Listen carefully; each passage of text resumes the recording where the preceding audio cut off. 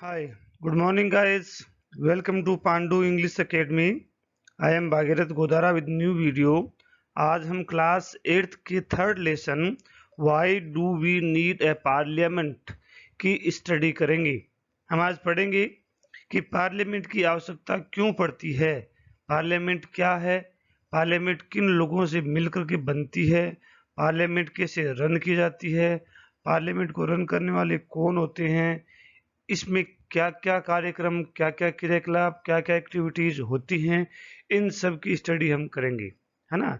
सो आगे बढ़ने से पहले मेरा निवेदन है कि वीडियो को लाइक करें, सब्सक्राइब करें, शेयर करें, कमेंट करें, है ना।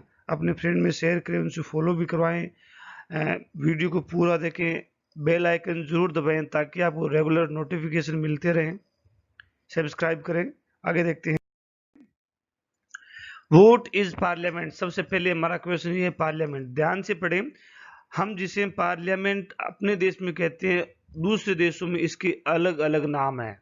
जैसे मैं कह दूं, नेपाल में इसको पंचायत बोलते हैं, है ना। बीजिंग में कुछ और बोलते हैं, अमेरिका में कुछ और बोलते हैं, सीनेट बोलते हैं वहां पे। इन सब के अलग अलग नाम है। पार्लियामेंट का मतलब है सेंट्रल असेंबली। इंडिया में जिसे पार्लियामेंट बोलते हैं उसको हम कॉमन वर्ड के रूप में कह सकते हैं कि सेंट्रल असेंबली। क्या बोल सकते हैं? Central assembly. सभी देशों में इसके अलग अलग नाम है, इसीलिए इसको हम सेंट्रल असेंबली कह सकते हैं।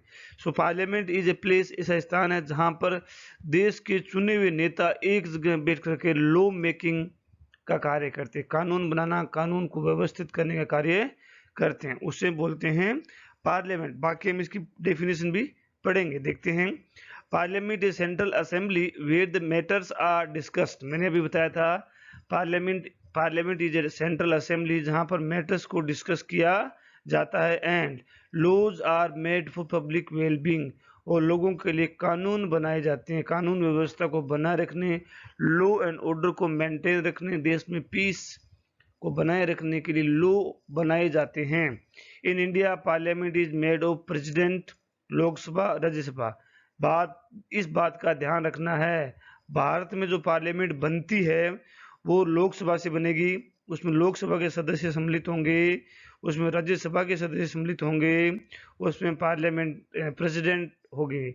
इन तीन लोगों से मिलकर के पार्लियामेंट बनेगी। और ये बहुत अच्छा और बढ़िया क्वेश्चन है।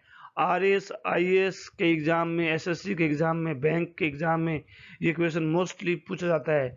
ये देखने में आसान नहीं है। ये क्वेश्चन आएगा, पार्लियामेंट है तो पार्लियामेंट तीन चीजों से मिलकर के बनती है, प्रेसिडेंट होगा, लोकसभा होगा, राज्यसभा होगा। इन बातों को हमेशा ध्यान रखें, तीन चीजों से मिलकर के ही पार्लियामेंट बनेगी। समझ में आया होगा। आगे देखते हैं। This is the parliament, this is the outer interface of the parliament and this is the inner sitting arrangement होता है parliament. This is Indian parliament. आगे हम देखते हैं द पार्लियामेंट ऑफ इंडिया। अब इसके बारे में थोड़ा और पढ़ लेते हैं, भारत की पार्लियामेंट के बारे में। द पार्लियामेंट ऑफ इंडिया, जिसे संसद कहते हैं, is supreme law making institute.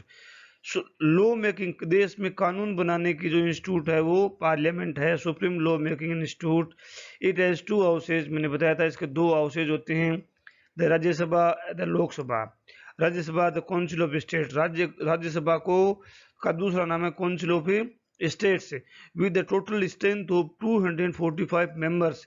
Rajya Sabha के 245 मेंबर ही होते हैं। Is chaired by the vice president of India, जिसका हेड जो होता है वो वाइस प्रेसिडेंट ऑफ इंडिया होता है।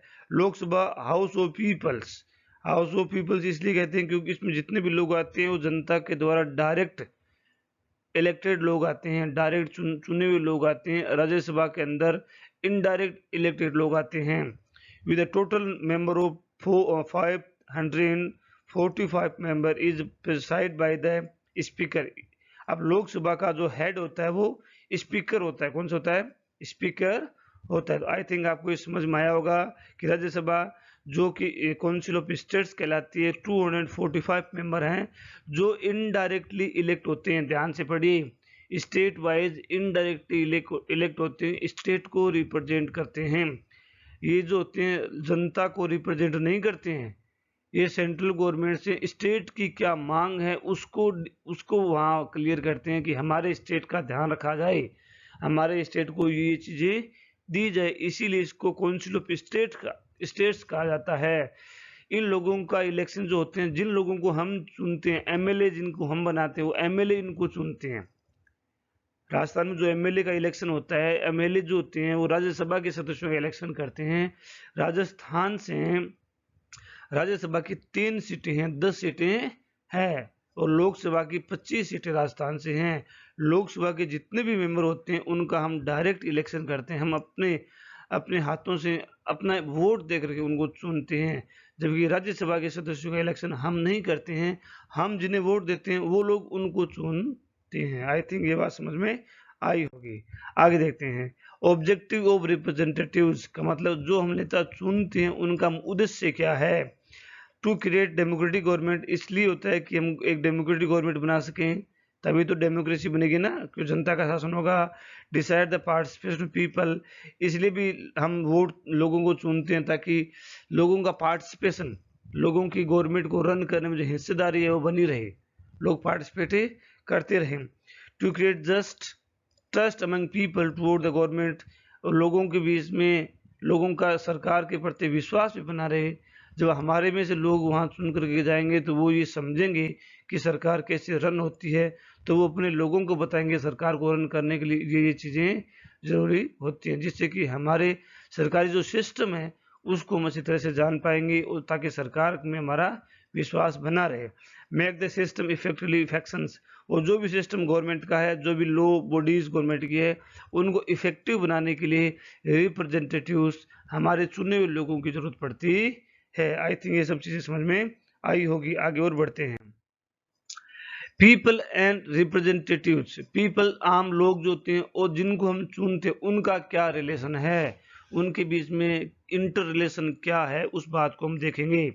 तो देखते हैं, people would elect their representative, लोग अपने रिप्रेजेंटेटिव को इलेक्ट करते हैं, है ना, to the parliament. Then one group from among these elect representatives from the government, है ना। अब क्या होते हैं, हम क्या करते हैं, 545 लोगों का चुनाव करते हैं, इसमें से 530 का ही चुनाव होता है। एक्चुअली कितने का होता है, एक्चुअली जो इलेक्शन होता है 530 का होता है। बाकी 530 जो होते हैं तो होते हैं स्टेट से, बाकी 13 जो लोग हैं वो होते हैं सेंट्रल टेरिटरीज से, केंद्र शासित प्रदेशों से। 2 लोग जो होते हैं उनको राष्ट्रपति मनोनीत करता है, इन लोगों को हम इलेक्शन करते हैं।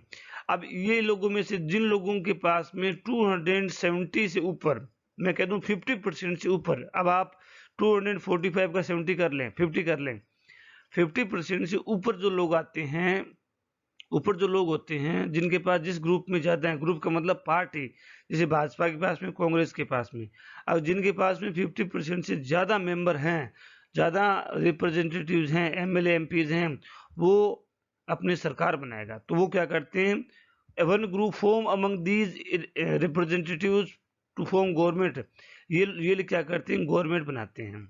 लोग जिनको वोट देते हैं, जिस पार्टी के सबसे ज्यादा सदस्य होते हैं उसी पार्टी की सरकार बनती है। The parliament which is made of the representatives together control and guide the government. अब क्या करती है, गवर्नमेंट बनने के बाद में जो रिप्रेजेंटेटिव हमारे होते हैं, वो जो लोग होते हैं वो सरकार को कंट्रोल करते हैं। कंट्रोल का मतलब, जब भी पार्लियामेंट चलती है तो वो अपने क्वेश्चन पुट करते हैं कि हमारे यहाँ ये नहीं हो रहा है, कानून की व्यवस्था नहीं हो पा रही है, लोग भूखे रह रहे हैं, लोगों को व्यवस्था नहीं मिल पा रही है ना, इस तरह की समस्याएं चल रही है, ऐसा कानून बनाना है। ये लोग जो होते हैं सरकार से क्वेश्चन करते हैं, सरकार उनको सुनती है, उनका जवाब देती है, यदि आवश्यकता होती है तो नया कानून भी बनाती है। In these sense people through their chosen representatives, अब लोग क्वेश्चन नहीं पूछते हैं, लोगों ने जिनको चुन करके भेजा है वो लोग वहां क्वेश्चन पूछते हैं ना। Form government and then so control it, इस तरह से वो गवर्नमेंट को कंट्रोल करते हैं, फॉर्म करते हैं। ये समझ में, यहाँ ये समझना है कि सरकार, हमारे चुने हुए लोग सरकार कैसे बनाते हैं और हमारे चुने हुए लोग सरकार को कंट्रोल कैसे करते हैं। तो हमारे चुने हुए लोग, हमने जिस पार्टी के सदस्यों को ज्यादा वोट दिए हैं, जिस पार्टी के सदस्य ज्यादा हैं संख्या में, 50% से ऊपर उनकी संख्या है, तो वो सरकार बनाते हैं। जब वो सरकार बनाते हैं, सरकार बनाने के बाद में वो नहीं सभी, फिर सभी लोग जितने भी रिप्रेजेंटेटिव होते हैं वो सरकार से क्वेश्चन पूछते हैं कि सरकार कैसे चल रही है, क्या कानून व्यवस्थाएं हैं। यदि आपके क्षेत्र में कोई अव्यवस्था है तो आप उसका क्वेश्चन वहां पुट कर सकते हैं। आगे देखते हैं the role of parliament. The Indian Parliament is an expression of the faith that the people of India have the principle of democracy. अब क्या लिखा है? The Indian parliament is an expression of faith. हमारे parliament का एक विश्वास है कि हम अपने विचारों को एक्सप्रेस कर सकते हैं। हम पार्लियामेंट में खड़े होकर के ओपनली अपनी बात को रख सकते हैं। इसके लिए किसी को भी कोई पाबंदी नहीं है। ये हमारे कॉन्स्टिट्यूट का सबसे बड़ा हमें राइट्स दिया गया है, तो जिससे कि हमारे जितने भी रिप्रेजेंटेटिव होते हैं वो अपनी बात को वहां रख सकते हैं। That the people of India have the principle of democracy. These are the participation by people in the decision making process and government by consent, है ना। तो ये क्या होता है, डिसीजन मेकिंग का जो प्रोसेस जो होता है उसमें इंपॉर्टेंट रोल प्ले करता है और संतुष्टि भी प्रदान करता है, एग्रीमेंट भी देता है। The parliament is in our system has immense power. हमारे देश के अंदर पार्लियामेंट के पास बहुत ज़्यादा शक्ति है। शक्ति का मतलब है कि हमारे देश में जो कानून बनाती है वो पार्लियामेंट बनाती है, कानून की जांच करती है पार्लियामेंट करती है, सब व्यवस्था में पार्लियामेंट देखती है। Because it is the representatives of the people, क्योंकि पार्लियामेंट क्या है, लोगों के प्रतिनिधित्व का समूह है। Elections to the parliament are held in similar manner as they are for the state legislator. तो एमपी के और एमएलए के इलेक्शंस एक ही प्रोसेस के होते हैं। बस एमपी जो होते हैं स्टेट गवर्नमेंट को रिप्रेजेंट करते हैं और एमएलए जो होते हैं वो एमपी जो होते हैं वो स्टेट में नहीं, कंट्री की संसद पार्लियामेंट में लोगों का रिप्रेजेंटेशन करते हैं, और एमएलए जो होते हैं वो स्टेट के अंदर लोगों का रिप्रेजेंटेशन करते हैं। The Lok Sabha is usually elected once 5 year. Lok Sabha का इलेक्शन 5 वर्षों में एक बार के लिए किया जाता है। Country is divided into numbers constitute. अब क्या करते हैं, लोकसभा के चुनावों के लिए पूरे देश को जितने लोकसभा के सदस्य होते हैं उतने ही कॉन्स्टिट्यूट असेंबली विधान लोकसभा क्षेत्र में बांटा जाता है ना। जैसे पूरे देश के अंदर 545 लोकसभा क्षेत्र हैं।